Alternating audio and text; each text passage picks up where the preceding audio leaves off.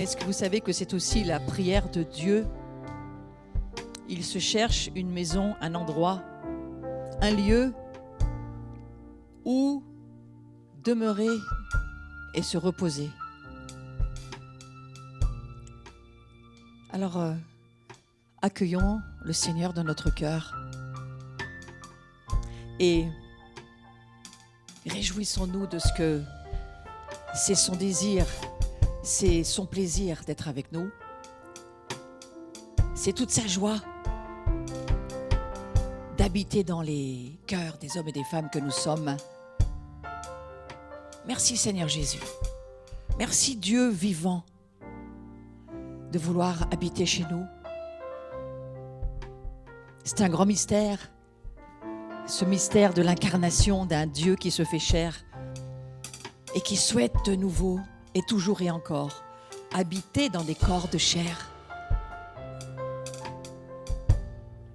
Nous nous réjouissons de ce que Dieu nous a créés pour lui.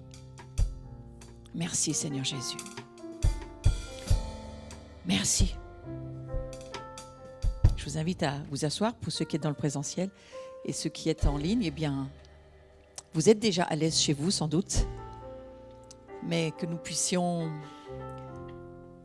être ensemble, un seul esprit, une seule âme, un seul corps. Il n'y a pas de distance dans le monde spirituel et nos corps spirituels peuvent se réjouir comme nos âmes et comme nos cœurs ensemble. Alors merci Seigneur pour cette journée et nous allons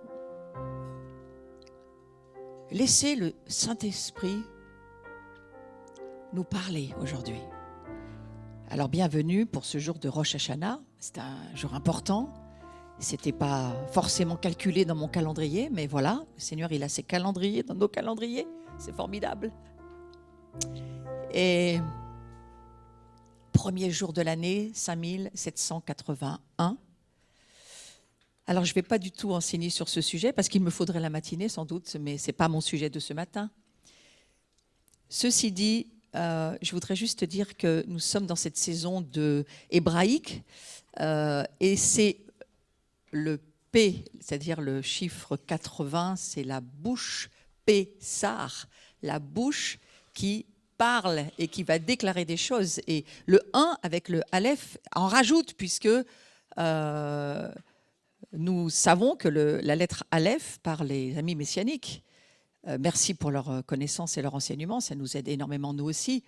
Mais la lettre Aleph, c'est le bœuf.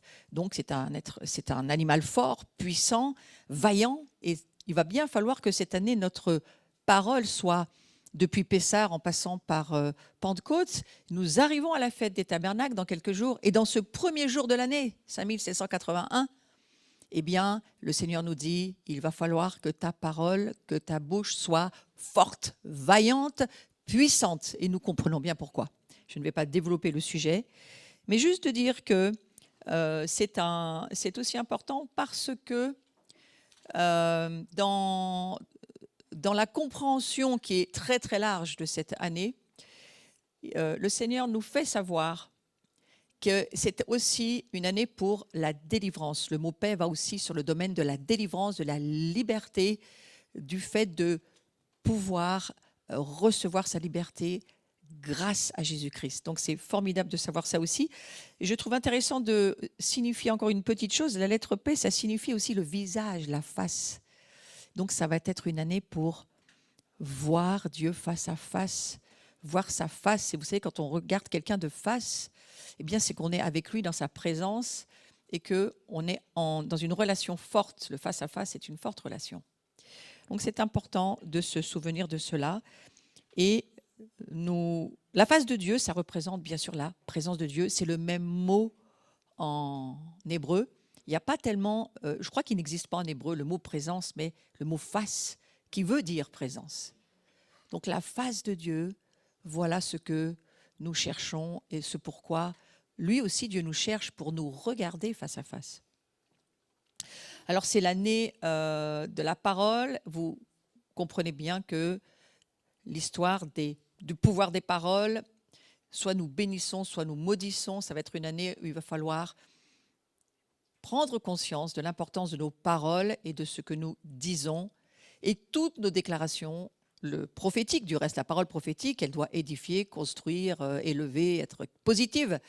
Et nos paroles doivent être sur le même registre, des pensées, des paroles positives. Et nous allons apprendre à bénir. Regardez ce chant de la bénédiction qui se répand partout depuis quelques mois, dans toutes les langues. C'est l'année pour ça. C'est l'année pour bénir.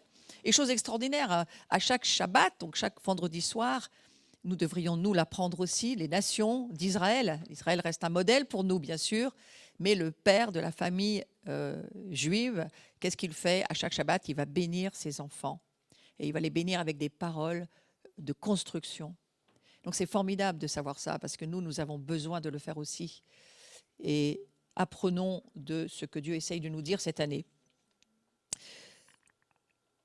Donc c'est une saison aussi, bien sûr, puisque c'est pour voir Dieu face à face, c'est une saison pour la visitation, et plus que ça, pour que Dieu puisse habiter avec nous. Alors je vais m'arrêter là, parce qu'il y en aurait de trop.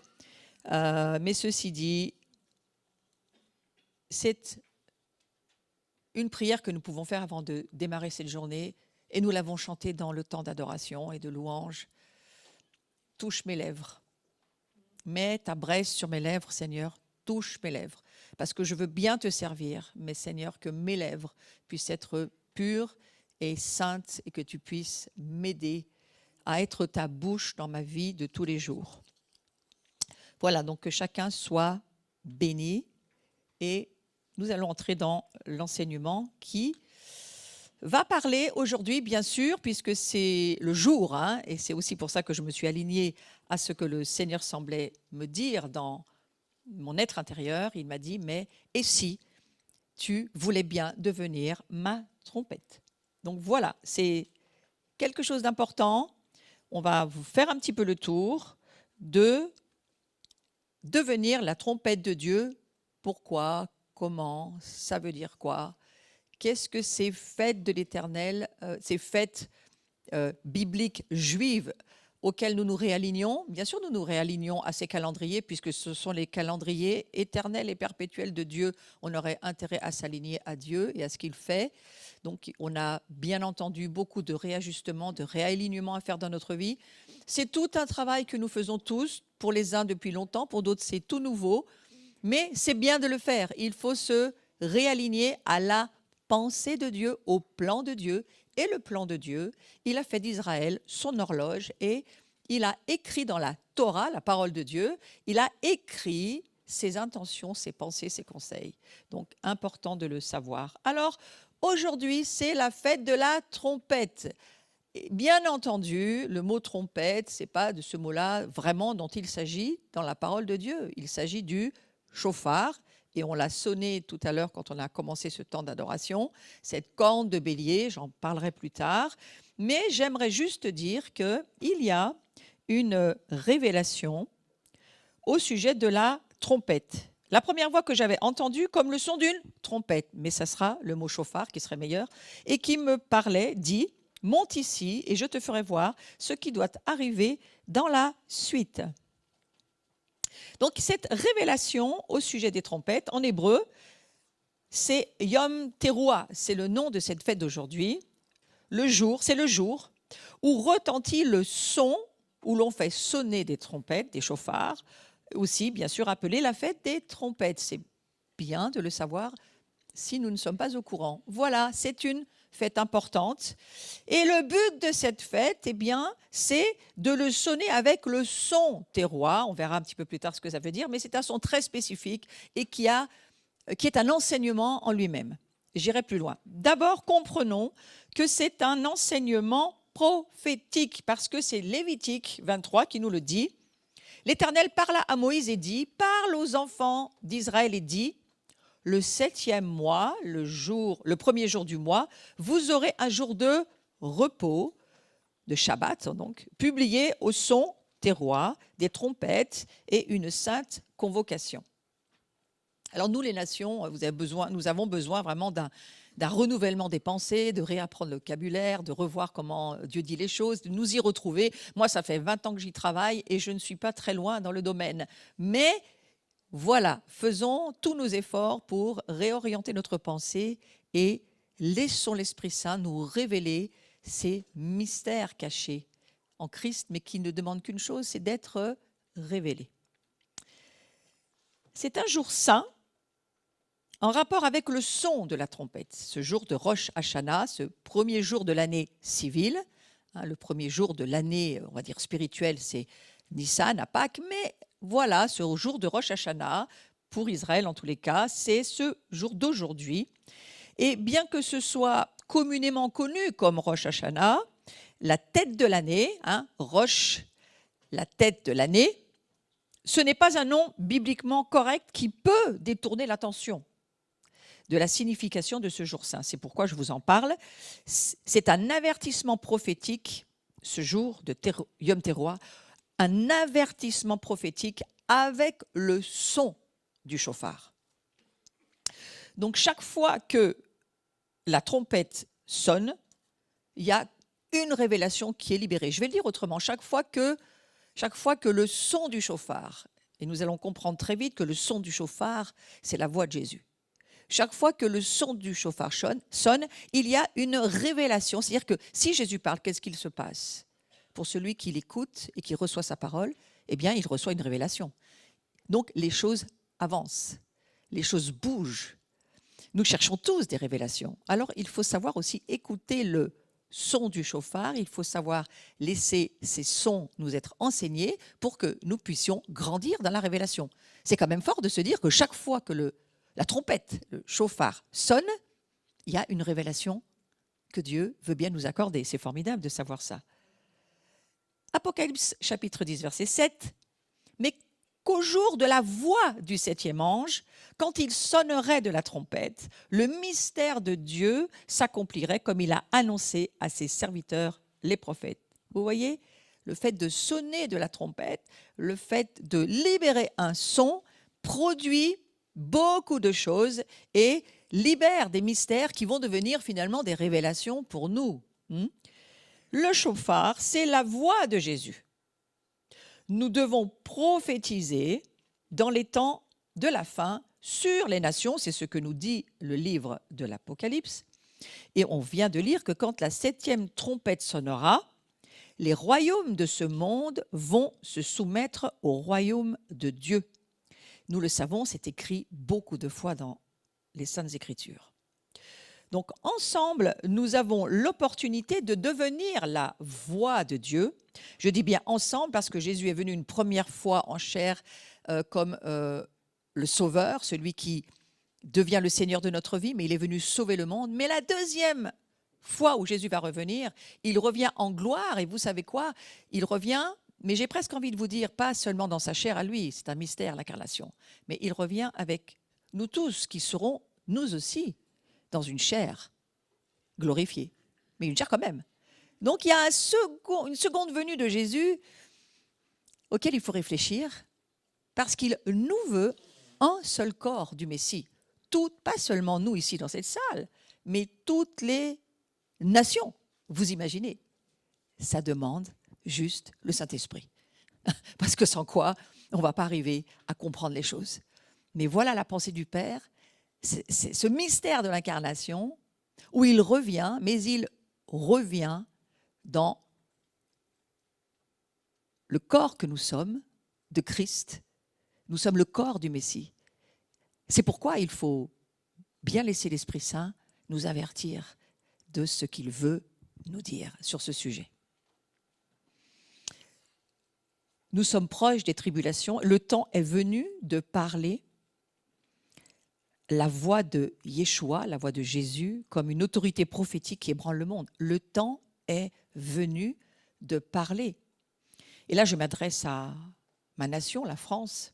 Toutes les nations, bien sûr, ont quelque chose à dire, une voix, un son de chauffard différent. Nous avons notre propre chauffard et c'est notre son et nous le connaissons. Et lorsque nous allons dans les nations avec notre chauffard, nous reconnaissons notre son et nous découvrons le son des autres et c'est très intéressant d'y penser. Vous imaginez tous ces sons ensemble qui ne sont qu'un seul son au fond, tous réunis comme étant la voix de Jésus. Nous pouvons devenir une voix unifiée.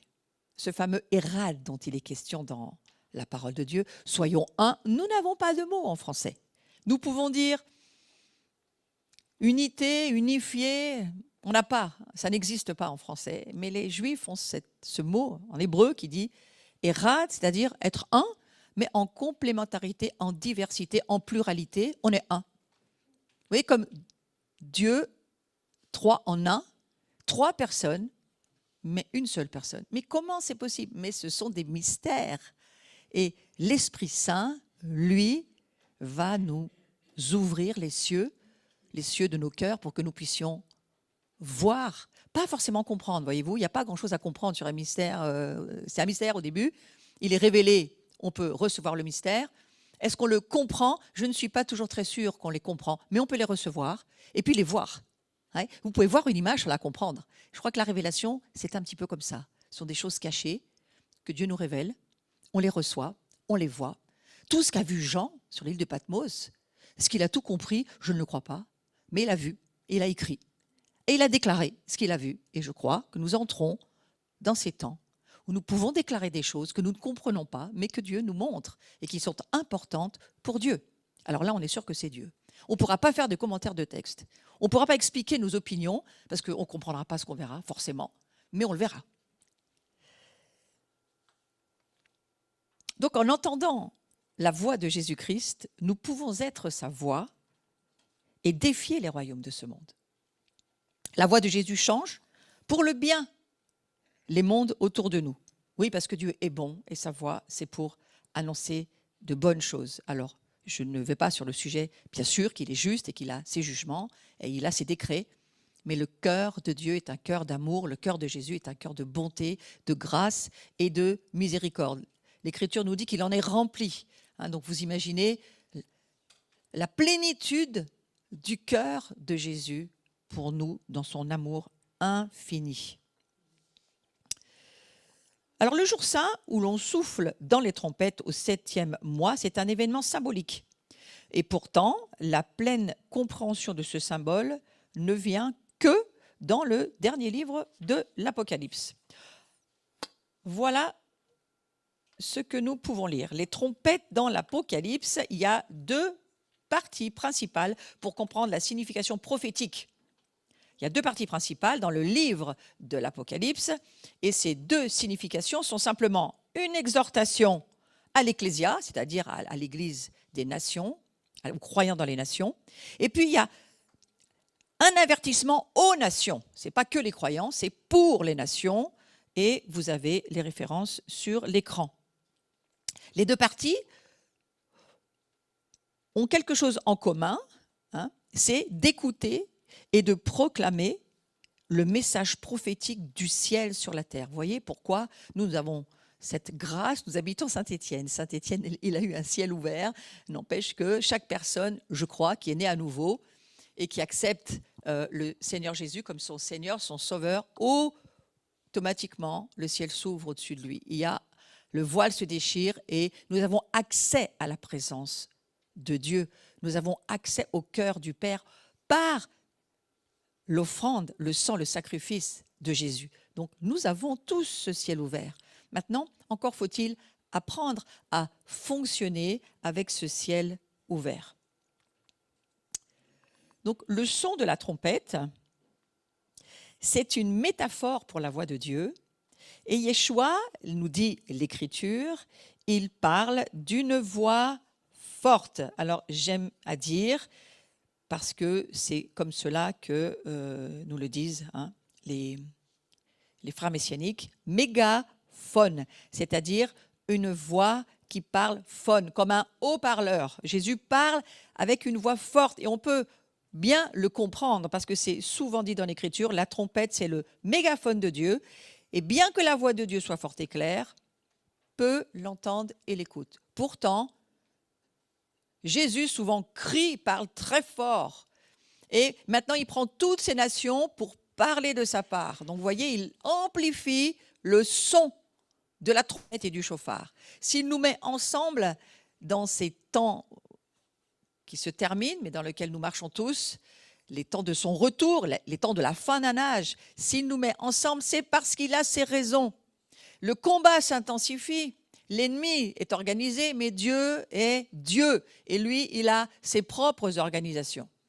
Et c'est important pour lui d'essayer de nous dire, on est fort ensemble.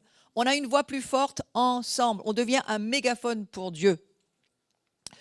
Donc, c'est important de comprendre que lorsque nous nous réunissions ensemble, que ce soit en ligne ou sur la terre en présentiel, hein, c'est bien sûr très puissant. Et alors que nous prions ensemble, que nos cœurs ne font qu'un, ça vous rappelle rien? Acte 2, 42, hein, les apôtres ont fait très vite comprendre l'importance d'être un seul cœur, une seule âme, un seul esprit, être un, mais pas un pour être un, dans l'amour, parce que le gouvernement du royaume de Dieu, c'est l'amour et au travers de la communion. La pensée de la communion a toujours été dans le cœur de Dieu avant la fondation du monde. Il savait, lui, ce qu'il était, trois en un, et il savait que sa famille, le corps du Messie, le corps de toutes les nations qui forment le Messie, allait avoir à apprendre cette grande leçon de choses. Soyez un. Comme moi, le Père m'aime et comme moi j'aime le Père, il faut qu'ils s'aiment. Parce que la seule chose qui va changer leur monde déchu, c'est la qualité, la puissance de leur amour. Et les vibrations d'un cœur qui aime deviennent le mégaphone de Dieu. Donc, je fus ravi en esprit, c'est Jean qui l'écrit dans Apocalypse 1, chapitre 10, je fus ravi en esprit au jour du Seigneur. Et j'entendis derrière moi une voix forte. Vous voyez, ce n'est pas une petite voix, hein, c'est une voix forte, comme le son d'une trompette. On retrouve donc bien cette référence dans le dernier livre, le livre de la Révélation. En français, on dit le livre de l'Apocalypse, c'est la même chose. Et dans Apocalypse chapitre 4, verset 1, la même chose, Jean, de nouveau. Après cela, je regardais, voici, une porte était ouverte dans le ciel. La première voix que j'avais entendue, donc celle dont il est question dans Apocalypse chapitre 1, la première voix que j'avais entendue, comme le son d'une trompette, donc comme le son d'un chauffard, hein, et qui me parlait, dit, monte ici, je te ferai voir ce qui doit arriver dans la suite. Et c'est vraiment pour nous, c'est une parole pour nous aujourd'hui, c'est un avertissement. Si tu veux pouvoir voir les choses, il faut monter. Mais qu'est-ce que ça veut dire? Eh bien, il faut que ton esprit, ton âme, et ton corps spirituel monte dans l'adoration, monte dans la présence de Dieu, saisisse l'importance. Alors, vous comprenez combien il faut avoir la révélation de son identité, de qui nous sommes. On ne va pas passer toute notre vie à se réexpliquer que grâce au sang de Jésus, au nom de Jésus, on peut aller dans la salle du trône, on peut entrer dans le cœur de Dieu, et c'est ce que Dieu veut, et c'est ce que nous désirons. Ça fait 2000 ans, frères et sœurs. Maintenant, il est temps de monter avec la révélation de ce que Dieu attend de nous. Parce que Dieu attend plein de choses. Et c'est Dieu qui attend. Donc il y a un enjeu pour entendre ce que l'Esprit de Dieu dit. Il y a un enjeu. Et Satan le sait bien qu'il y a un enjeu. C'est pourquoi moi j'enseigne depuis 30 ans la guerre des pensées et je m'aperçois que c'est toujours d'actualité. Et ça le sera jusqu'au retour de Jésus. Dans ma vie comme dans la vie de tout le monde. On est dans une vraie guerre, un vrai champ de bataille des pensées parce qu'il y a un enjeu pour entendre. Le moment où nous entendons Dieu, le royaume de Dieu bouge, les révélations sont là, les mystères sont révélés, la gloire arrive, Dieu avance dans tout son projet. Donc ça, c'est quand même extraordinaire. Au chapitre 2 et 3 de l'Apocalypse, donc, on peut voir qu'il y a cet enjeu. Et ensuite, les 7 chauffards, donc les 7 trompettes du livre de l'Apocalypse, ces messages des 7 trompettes, c'est quoi? Eh bien, on se rend compte que dans les chapitres du milieu du livre de l'Apocalypse, il y a une série de 7 chauffards que l'on souffle pendant les temps de tribulation. Vous voyez, Dieu est présent dans ce dans quoi nous allons rentrer. Il a déjà dit qu'il était là. Il était là avec son son de chauffard, avec son souffle. Parce que le ruach, le son du chauffard, l'air, c'est le même mot en hébreu. Hein. L'esprit, l'air, le souffle, le ruach, c'est le même mot en hébreu. Regardez cette guerre de l'air dans laquelle nous sommes. Bâillonnés, les gens meurent parce qu'ils n'ont plus d'air. L'air est manquant. Tellement de choses que nous pouvons voir. Et Dieu nous dit ceci. En tous les cas, lui, il est présent avec ses souffles, ses chauffards, pendant les temps de tribulation. Et les 7 trompettes donnent une référence symbolique au 7e mois de l'année, quand il y a la fête des trompettes. C'est pour ça que je vous en parle. Le 7e jour de la bataille de Jéricho. Vous vous souvenez? Jéricho, 7e jour. 7 trompettes. 7 ans, toute l'histoire des jubilés. Le chiffre 7 est extrêmement important. Et la 7e année de la période de tribulation de la fin des temps. La 7e année, ça sera la dernière année des tribulations. Donc ces messages de ces 7 trompettes, ça nous avertit, c'est pour avertir les nations du monde de quoi? Eh bien que les jugements de Dieu sont proches. Et Dieu est miséricordieux. Donc lorsqu'il va commencer à libérer ses jugements, c'est parce qu'il veut, il faut bien comprendre cela, toucher un maximum de gens et les ramener à lui. Dieu est bon, mais il est juste. Et alors il avertit de ce qui va se produire. Et il avertit ses prophètes, c'est à eux d'abord qu'il parle, et ensuite il va lever sa mégaphone, son haut-parleur, au travers de ceux qui l'entendent, ceux qui écoutent et ceux qui sont obéissants pour parler de sa part. Vous imaginez l'appel prophétique de notre nation? Les nations attendent le son du chauffard français, du souffle de la parole de Jésus depuis la France. La France est attendue dans les nations. Et ô combien Satan a tout fait pour que jamais on arrive à parler. 2000 ans de silence dans l'église, on n'avait pas le droit de parler, même pas le droit de tousser, tout le monde se retournait, il fallait sortir. Voilà, ça c'est du passé. On entre dans une nouvelle ère. N'empêche que, vous savez que le son du chauffard, il est quand même très dépendant de là où a vécu l'animal. Alors là où nous avons vécu, nos arrière-plans, nos cultures, nos environnements nous ont énormément forgés. Donc il va bien falloir que Dieu s'occupe de nous. C'est pour ça qu'on est là. Oui. Parce qu'on est d'accord, je crois, pour être la trompette du Seigneur. Mais je crois que le Seigneur nous dit, il va quand même falloir une petite préparation, encore. Oui. Avec chaque trompette, une partie du plan de Dieu se révèle. Je trouve ça extraordinaire. Les 7 trompettes dans l'Apocalypse qui se déroulent au milieu des tribulations. Et puis, cette trompette de Rosh Hashanah qui avertit, voilà, ça y est, c'est le début de l'année, attention, la trompette sonne, il y a beaucoup de choses qui vont être ouvertes. Pas seulement des révélations, mais des percées, des chemins, des tas de choses qui vont être ébranlées. Nous sommes dans un temps d'ébranlement, de crise, et c'est parce que Dieu veut parler au monde et même d'abord à son Église. Donc chaque trompette annonce la compréhension du mystère prophétique de Dieu et des événements en eux-mêmes. Le dernier mystère qui est annoncé, il est annoncé à la 7e trompette. Pourquoi les trompettes? Je venais juste de le dire, mais maintenant vous avez la référence. Le Seigneur, l'Éternel, ne fait rien sans avoir révélé son secret à ses serviteurs, les prophètes. C'est le prophète Amos qui le dit. Et il dit même juste avant, sonne-t-on de la trompette dans une ville sans que le peuple soit dans l'épouvante?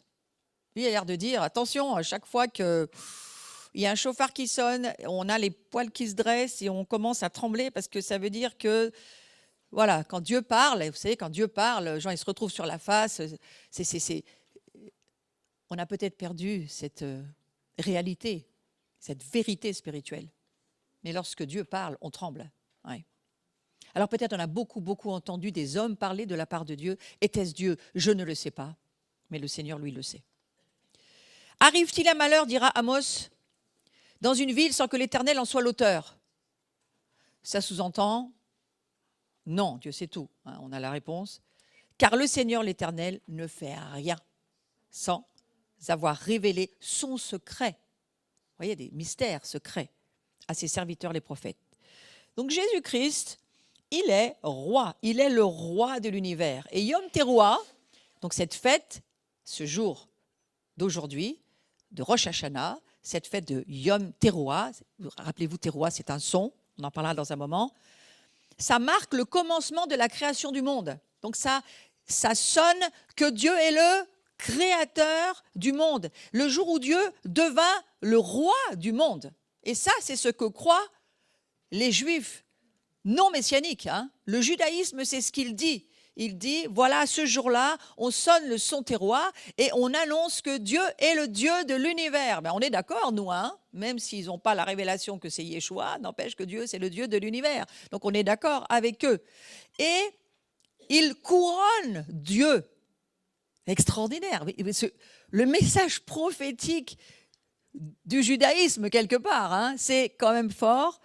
Lors du couronnement d'un nouveau roi, on sonnait de la trompette. Du reste, nous aussi, mais nous, ce n'était pas des chauffards, mais on sonnait des trompettes quand les rois étaient couronnés. Et que, vous savez, on a tous vu dans ces films, on n'a pas vécu autant des rois, mais on a tous vu des films, et on sait qu'on annonçait le couronnement par les trompettes. Et comme Dieu, en ce jour, il est célébré donc comme créateur et donc roi de l'univers. Donc aujourd'hui, on célèbre Dieu comme roi de l'univers. Le son était en train de nous dire, peut-être on n'avait pas eu l'interprétation, mais maintenant on l'a. Donc on saura qu'à chaque année, qui démarre au jour civil, Yom Teruah, le chauffard souffle et dit, je suis le Dieu de l'univers. Je suis Dieu le Père, donc Père ça veut dire famille, toutes les familles de la terre, je suis le créateur de ces familles-là. Et puis je suis aussi Christ, Jésus-Christ, le Seigneur, le Sauveur, celui qui vient régner, roi égale régner. C'est ça que nous souffle cette trompette d'aujourd'hui. Comme ça nous fait du bien, non?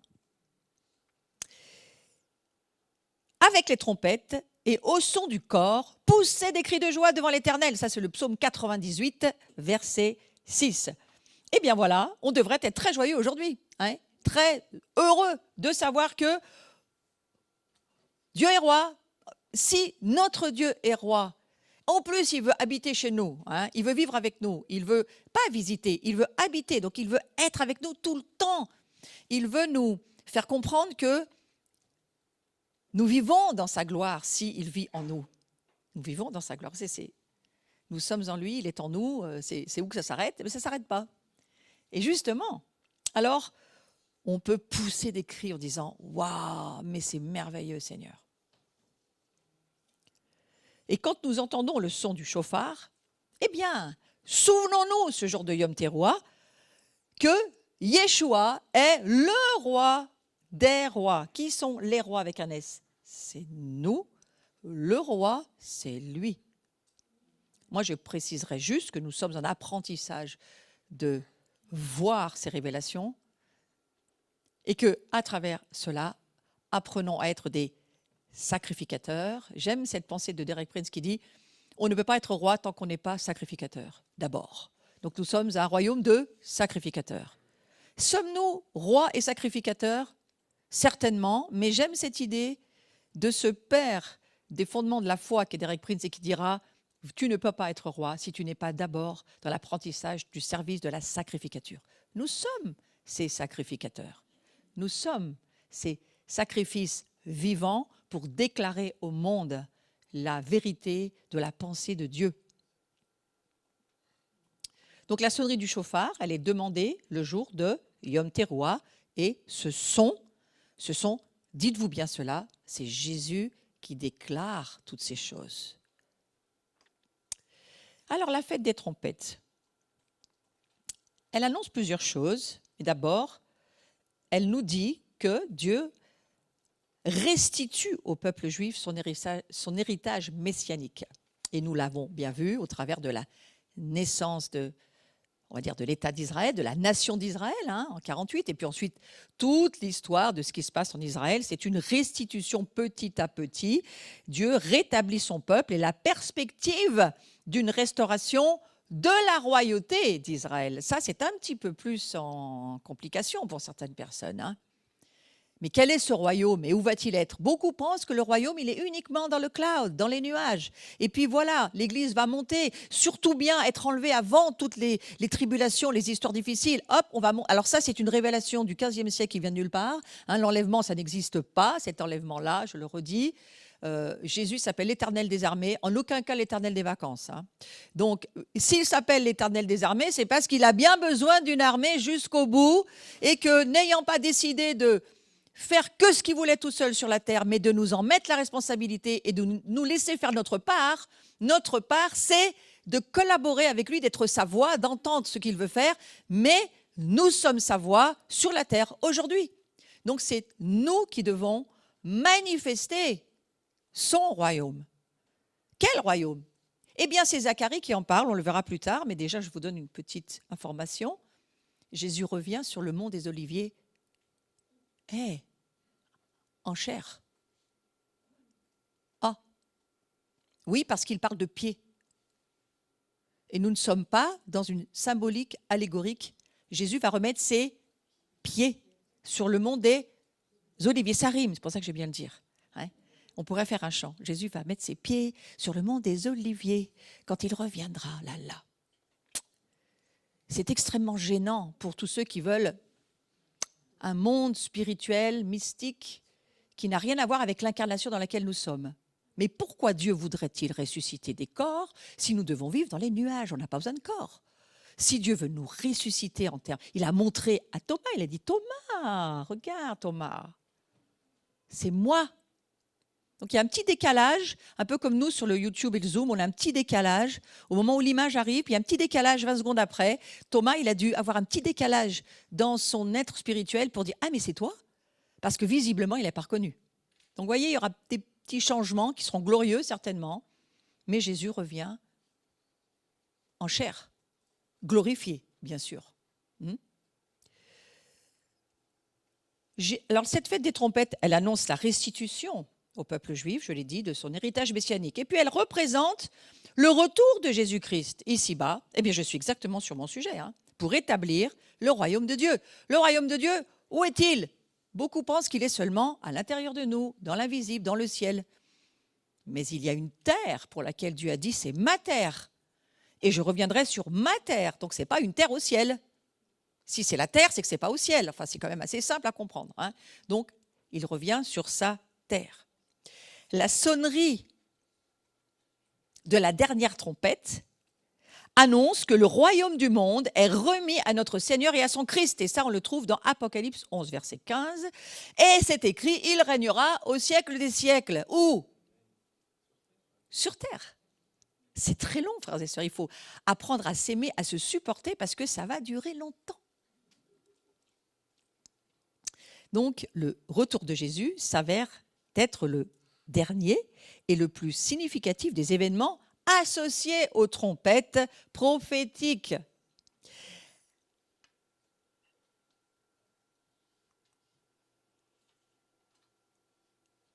Non, ce n'est pas celle-ci que je voulais. Bon, restons-en là. Bienheureux le peuple qui connaît le son du chauffard. Il marche, ô Éternel, à la lumière de ta face. Ça vous dit quelque chose? La face. L'année de la face. Nous sommes en train d'entendre Dieu nous dire, si tu veux me voir, c'est l'année où il faut me chercher. Je vais révéler ma face. Le mot paix panime, ma face cette année, je vais révéler ma face à mon peuple. Waouh! Alors, bienheureux le peuple qui connaît, on pourrait le dire autrement, bienheureux celui qui comprend ce que le souffle de la trompette dit.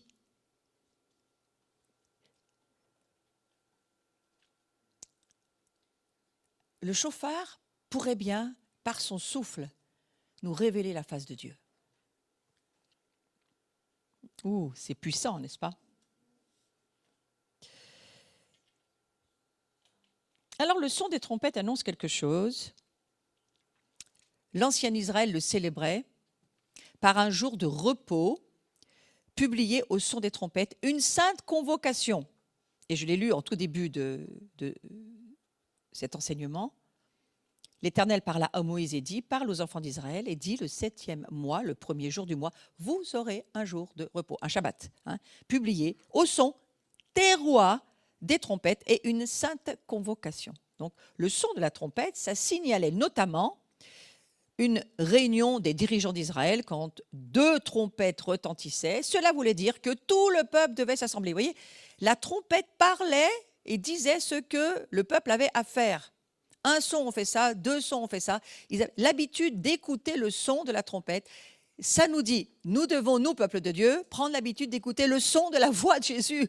Hein. C'est la voix de Jésus qui devrait nous dire ce que nous avons à faire. C'est le souffle de Dieu en nous qui doit nous parler. Du reste, Dieu a soufflé dans nos narines et nous avons pris vie. Donc c'est le souffle de Dieu qui nous fait vivre, qui nous donne la vie. C'est ce que dit le livre de la Genèse. Donc Dieu se servit aussi du son d'une trompette retentissante pour faire quoi? Pour annoncer sa rencontre avec le peuple quand il est descendu sur le mont Sinaï. Et il a là aussi sonné de la trompette pour dire « Attention, j'arrive ». Si vous avez lu tout ce texte d'Exode 19, hein, il y a ce son du chauffard, la voix de Dieu. Le son des trompettes pouvait aussi servir d'alarme. On voit qu'il est écrit « Lorsque dans votre pays, vous irez à la guerre contre l'ennemi ». Là, on est dans Nombre 10, verset 9. « Lorsque vous irez à la guerre contre l'ennemi hein ». Un avertissement qu'il y a du danger imminent, c'est la guerre. Et que l'ennemi vous combattra, vous sonnerez des trompettes avec éclat. Donc ça fait beaucoup de choses, hein, le son du chauffard. Ça avertit aussi qu'il y a quelque chose de nouveau qui arrive. Et moi, je crois qu'on a tellement entendu ces trompettes, même en vrai, en 2016, au-dessus de Holy Land en Israël. Moi, j'étais un mois après à cet endroit-là, mais on a des vidéos extraordinaires sur YouTube, vous pouvez les voir. Hein. Vous écrivez Rosh Hashanah, veille 2016, et vous allez tomber directement sur ces trompettes, une manifestation dans le ciel. Moi, je comprends que ça voulait dire qu'on entrait vraiment dans un temps critique fort. Et nous entendons des sons de trompettes. Tous ceux qui ont étudié cette vidéo disent on peut fabriquer des nuages, on peut fabriquer, mais ça, un son, on ne peut pas. Ça, on ne peut pas l'expliquer. Gloire à Dieu, Dieu est quand même capable de faire quelques miracles sans qu'on remette toujours tout en question. Et ces chauffards, en 2016, ils annonçaient les temps dans lesquels nous sommes. Donc ça avertit quelque chose de nouveau. Je crois que ces trompettes-là, elles avertissaient qu'on allait rentrer dans un nouveau temps, une nouvelle saison, une ère nouvelle. Et dans beaucoup de nations où nous pouvions aller à l'époque, nous avons déclaré ces paroles que nous étions dans une ère qui s'ouvrait, nous nous y préparions et que ce temps-là n'existait pas avant. Eh bien, quel effet ça nous fait depuis que nous avons vu cette expérience de la pandémie? On parle d'un ancien monde. Avant, c'était comme ça, mais maintenant, ça ne sera plus jamais comme ça. Il y a quelque chose, des signes qui nous montrent que ça ne sera plus jamais comme ça. Donc, les trompettes, elles pouvaient aussi produire des sons de fête, dans vos jours de joie, dans vos fêtes et vos nouvelles lunes. Vous sonnerez des trompettes en offrant vos holocaustes et vos sacrifices d'action de grâce, et elles vous mettront en souvenir devant votre Dieu. Ça, c'est dans Nombre 10, 10. Dieu parle, Jésus parle au travers du souffle, du son, du chauffard. Mais j'ai particulièrement à cœur de dire ceci. Le son des trompettes, c'est pour attirer l'attention. Nous, on a nos alarmes les mercredis midi, qui d'ailleurs se mettent tout en marche, hein, pour être sûr que si une guerre revenait, on préviendrait tout le monde avec les alarmes électriques là. Et je pense qu'ils ont les mêmes aussi, hein, en Israël. Hein. Mais c'est des signes pour dire, attention, on garde des systèmes pour pouvoir avertir. Et c'est important de voir que ça marche bien. Ouais. Donc, par leur capacité à projeter un son sur de grandes distances, les trompettes étaient d'excellents instruments pour attirer l'attention des gens. À propos de ce jour de fête, il est écrit « Sonnez de la trompette à la nouvelle lune, à la pleine lune, au jour de notre fête. » Parce que pour eux, tout fonctionne avec les lunes. Ils sont un calendrier lunaire. C'est important. On ne se sert plus de cette corne de bélier. Hein, je n'ai peut-être pas encore dit, mais le chauffard, c'est une corne de bélier, ça peut être d'autres cornes, mais en général, c'est une corne de bélier, comme on en a une ici. Et cette corne de bélier qui est sur l'estrade, elle a un certain âge. C'est pour ça qu'elle a un certain son. Mais aujourd'hui, dans le judaïsme actuel, on ne s'en sert plus qu'à 2 occasions de ce son du chauffard, à savoir le jour de Yom Teruah. Donc aujourd'hui, en Israël, on sonne le Yom Teruah avec le chauffard, et le jour des expiations, le jour du grand pardon, donc le jour de Yom Kippour, on sonne aussi ce son avec le chauffard. Yom Teruah, jour du jugement, alarme pour les consciences. Dieu veut attirer l'attention du monde entier. Son idée de choisir une petite nation, minuscule sur la planète, d'en faire la prunelle de ses yeux, d'obliger toutes les grandes nations à se détourner d'elles-mêmes pour regarder ce qui se passe là. Vous ne croyez pas qu'il y a déjà un truc de Dieu là, pour dire cette nation-là, vous voyez, c'est ma nation, je l'ai choisie, jamais personne pour la détruire. Première chose que Satan fait, essaye de mettre une coalition mondiale pour détruire cette nation. Il n'y arrivera pas, c'est dans l'Écriture, mais il va essayer de le faire. Et il va faire beaucoup de dégâts, Satan. Il faut juste lire l'Écriture. Alors, il y a un jour du jugement, il y a une alarme pour les consciences. Et je crois que dans cette saison, le jugement que je vois, moi, pour la maison de Dieu par laquelle il commence, c'est juste de nous poser la question, est-ce que je pourrais venir vivre chez toi? Pour moi, c'est ça, le jugement actuel. C'est, est-ce que je peux vivre dans ta maison? Est-ce que si je viens chez toi, je serai à l'aise, je prendrai du plaisir? Peux-tu savoir si j'y serai à l'aise? C'est ce que Dieu nous dit. Est-ce que je serais heureux dans ta maison? Est-ce que je pourrais y prendre du plaisir? Et est-ce que même le fait de me recevoir te donnerait du plaisir ou t'amène que de la religion? Et là, il y a rarement du plaisir dans la religion. Qu'est-ce que vous en pensez? C'est la question de Dieu. Quand il dit qu'il veut demeurer chez nous, c'est parce que lui, il nous aime, on ne peut pas comprendre comment. Comme il a aimé son Fils. Dieu nous aime d'une jalousie sainte. Je lisais pendant le temps d'adoration un texte de Cantique des Cantiques qui dit « Ton amour est fort, des ardeurs de feu, des flammes de feu ». C'est bien plus que les feux de l'amour, là, que certains regardent. Là, j'ai vu. Je vais dans une salle de sport, alors je vois certains regardent ces trucs-là. Des fois, je me dis, mais c'est quoi ces feux de l'amour? Dieu, c'est des ardeurs de feu. Ouais. Il veut brûler dans notre vie d'amour, de passion. La France, c'est quand même un appel pour nous. Ouais. On est peut-être une des nations qui souffront le plus de la distanciation sociale et des barrières qu'on nous inflige, parce qu'il y a des nations, ça ne les dérange pas, elles vivent comme ça depuis la création du monde. Mais nous, ça nous gêne énormément de ne pas nous câliner, nous prendre, nous piotiner. On aime ronronner, on est une nation qui aime toucher, qui aime se tenir. Hein. C'est une vraie punition pour nous, ce qui se passe. Ouais. À part ceux qui souffrent du rejet, on pourra prier en fin de journée. Mais sinon, c'est vraiment quelque chose qui nous coûte. Donc, à Kippour, donc la fête des expiations, à Kippour, le chauffard qui retentit marque la fin du jeûne. Vous voyez, c'est là où on se sert de ce chauffard. Il n'est pas une affaire d'alarme. Il évoque le chauffard du jubilé qui, toutes les 50 ans, annonçait la libération des esclaves, le renoncement aux dettes, le retour des terres à leurs premiers propriétaires. Ça vous parle de quoi, ça? Moi, ça me parle des 1000 ans qui arrivent, là. Où ça y est, on va prendre de l'espace, de l'air, là on n'aura pas de masse, j'en suis sûre. Et quelque part, il va y avoir une incroyable vie de liberté, de vraie vie. Ce royaume de 1000 ans, il arrive, il est vraiment là.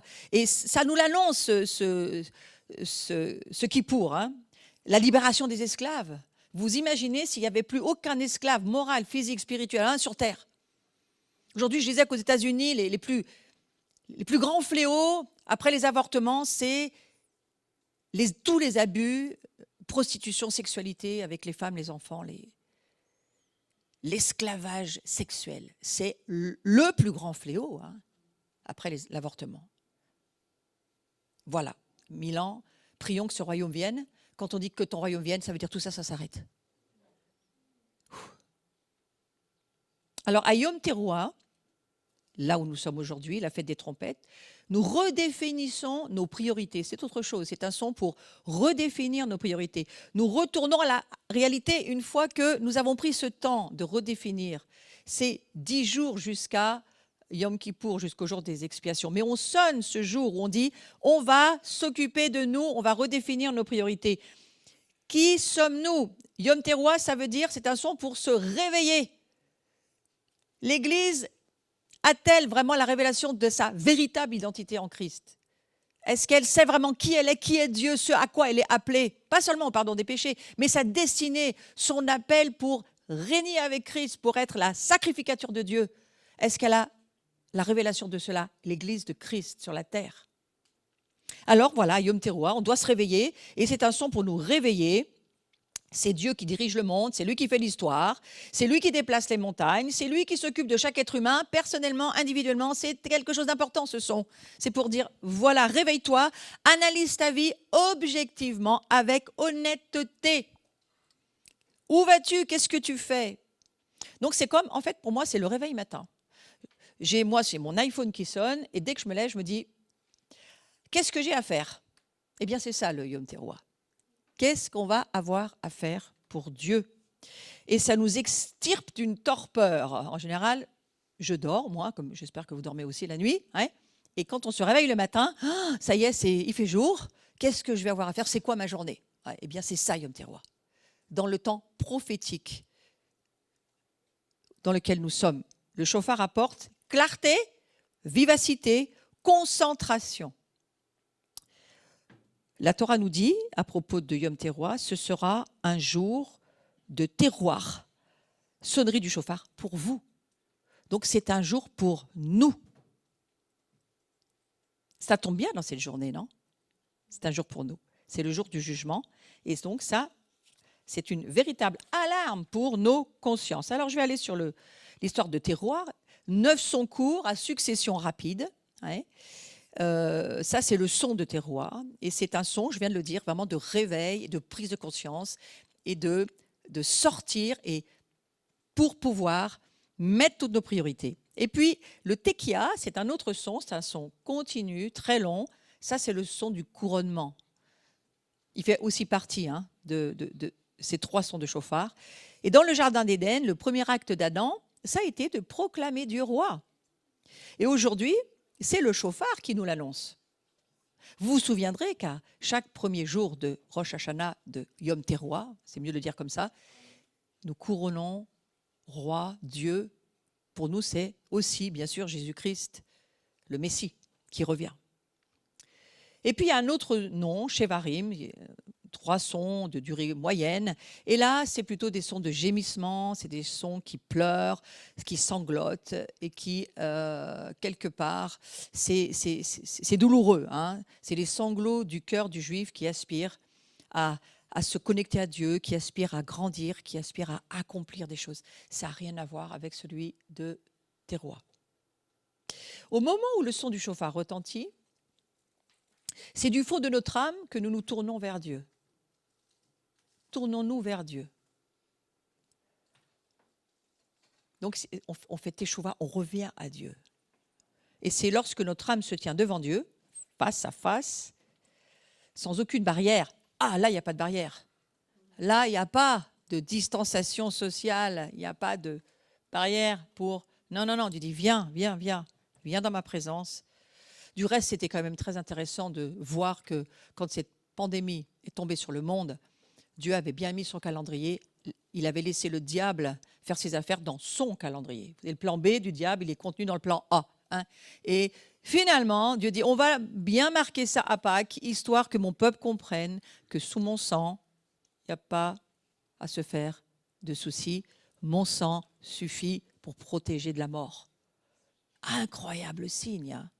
Moi, je trouve que Dieu, il fait fort avec ses calendriers. Je n'ai jamais compris comment il y arrive. Parce que quand même, il doit avoir une de ces tablettes là-haut pour s'y retrouver avec tout ce qui se passe dans chaque nation. Parce que même mon petit calendrier à moi n'était pas prévu que par Dieu. Vous imaginez les grands calendriers des grands mouvements prophétiques. Et le diable doit prendre mal à la tête, ça j'en suis sûre. Parce qu'il doit se dire, mince, c'est encore pas le bon jour. Vous voyez? Alors que lui, Dieu, il sait ce qu'il fait. C'est formidable, hein? Voilà, donc sans aucune barrière, on se tient devant Dieu et on peut vraiment s'abandonner. C'est une pensée prophétique pour cette saison. Il faut s'abandonner dans le son de ce chauffard, dans le son. Il faut s'abandonner dans la voix de Jésus. Il faut s'abandonner dans la parole de Dieu. Il faut s'abandonner dans ce que Dieu est en train de nous dire, parce que c'est cela qui nous construit, c'est cela qui nous transforme. La parole, elle est vivante, tranchante, efficace. Et la parole de Dieu, c'est lorsque le son, lorsque je dis la trompette sonne, moi je pense toujours dans mon esprit, Dieu parle. Ça va avec, c'est la même chose. Donc le symbolisme biblique des trompettes, vous voyez, j'ai trouvé très beau ce chauffard, qui doit avoir un certain âge lui aussi.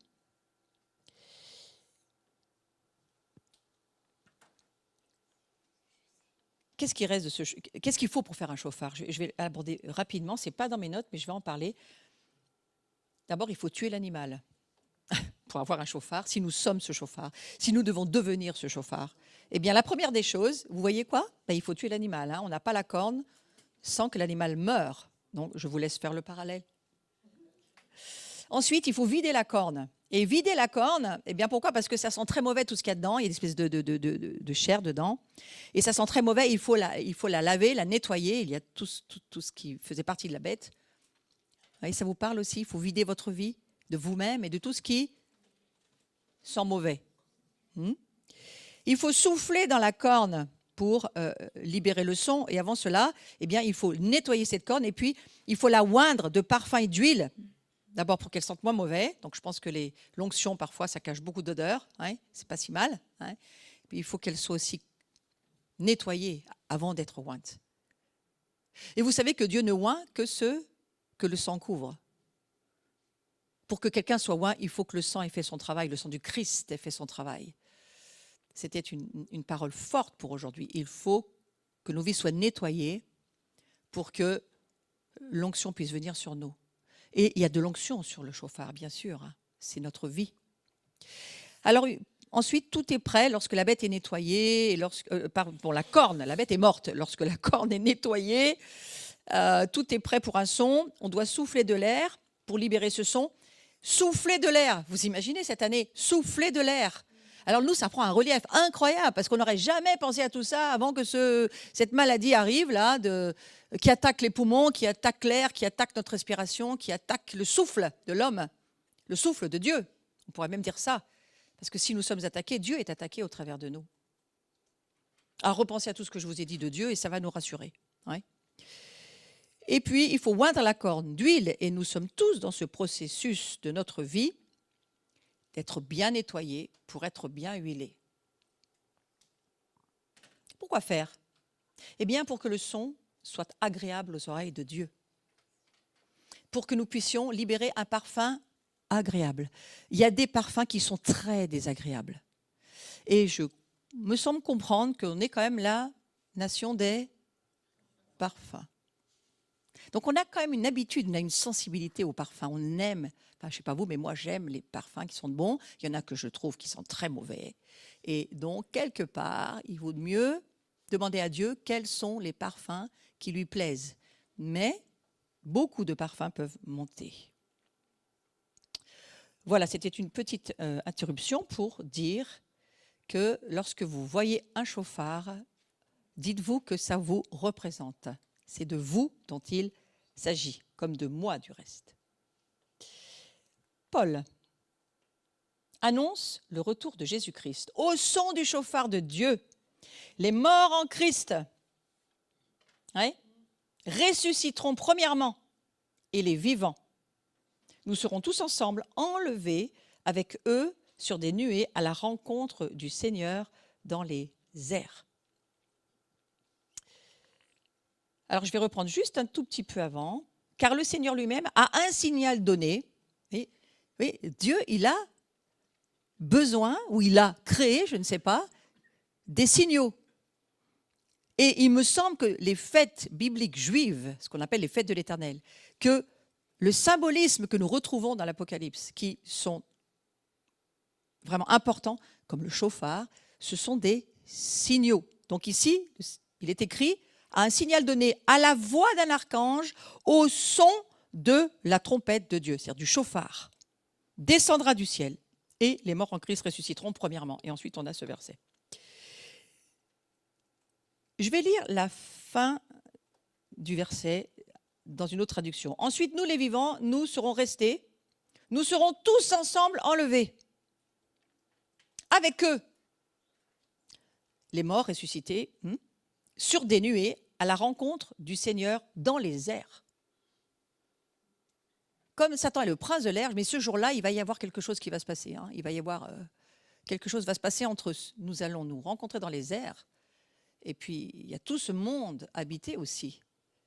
Le prince de l'air, qui s'appelle Satan. Donc, il y a de grands combats qui vont être là aussi. Et Paul, il a également parlé du jour où les prémices préfigurées par la Pentecôte ressusciteront à l'immortalité. Il est écrit que tout ceci aura lieu en un instant. Alors, je vais lire le verset exactement.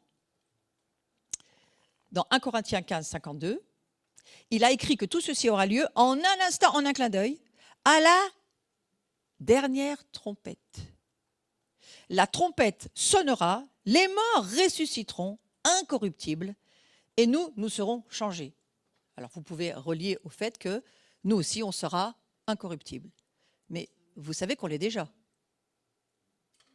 Le jour où tu nais à nouveau, la semence qui fait que tu deviens de la nature de Dieu, je ne veux pas dire qu'on devient Dieu, mais ce n'est pas très loin, de la nature de Dieu, elle est incorruptible. Donc nous sommes déjà dans l'incorruptibilité. C'est juste qu'on ne le croit pas. Donc comme on ne le pense pas, on ne le vit pas. Parce qu'en général, on vit ce qu'on pense.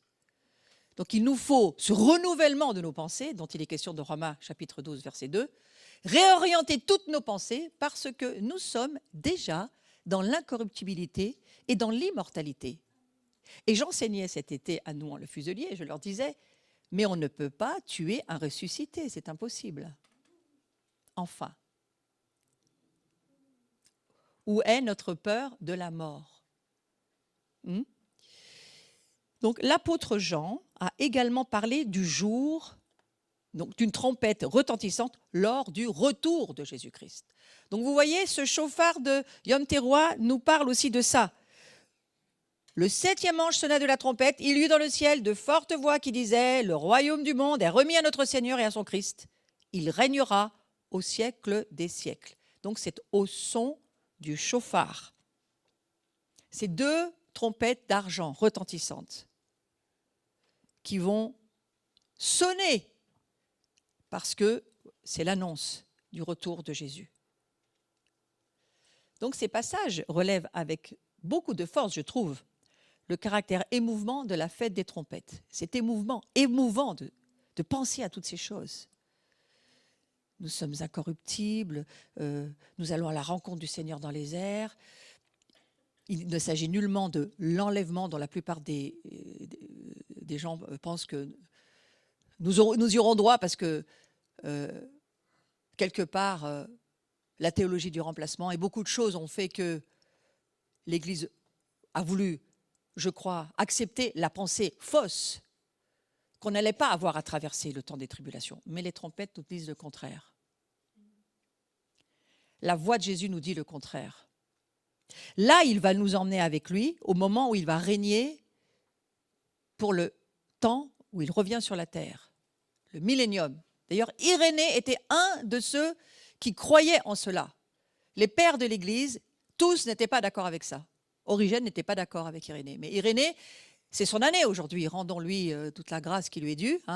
Lui, il savait et il avait la révélation de cela, que le royaume de ce monde terrestre d'Israël, Jésus revenait. Alors, qu'est-ce que ça nous révèle, cette fête des trompettes, pour finir? Eh bien, ça proclame d'abord une victoire. Ça convoque pour une réunion. Vous voyez, il y a beaucoup de choses qui nous ont convoqués ce matin. Et puis, c'est pour avertir de ce qui va arriver. Il y a un temps de jugement, mais il y a aussi un temps bien entendu, de retour de Christ. Et nous savons que tous ceux qui n'ont pas donné leur vie à Jésus sont condamnés, ils ne sont pas sauvés. Donc il y a une attente d'avertissement de dire, eh bien c'est l'heure de nous réconcilier avec Dieu et d'accepter Jésus dans son cœur et d'être sauvés, c'est-à-dire d'entrer dans l'incorruptibilité et l'immortalité. Waouh, mais quel programme, Seigneur Jésus! Et puis, appeler aussi les troupes au combat, parce qu'il y a des combats qui vont se tenir, et ils sont déjà là. Qui ne vit pas des combats déjà dans sa propre vie? Et puis des combats même pour parfois même venir à une rencontre, quelle qu'elle soit chrétienne. On est dans des combats sans cesse. Donc cette fête des trompettes, elle proclame la victoire sur le monde par Christ, pour Christ, de Christ. Elle convoque les chrétiens à s'assembler ensemble dans la présence de Dieu. Et moi, je vous invite à ne pas abandonner les lieux de communion et de rencontre. C'est extrêmement important.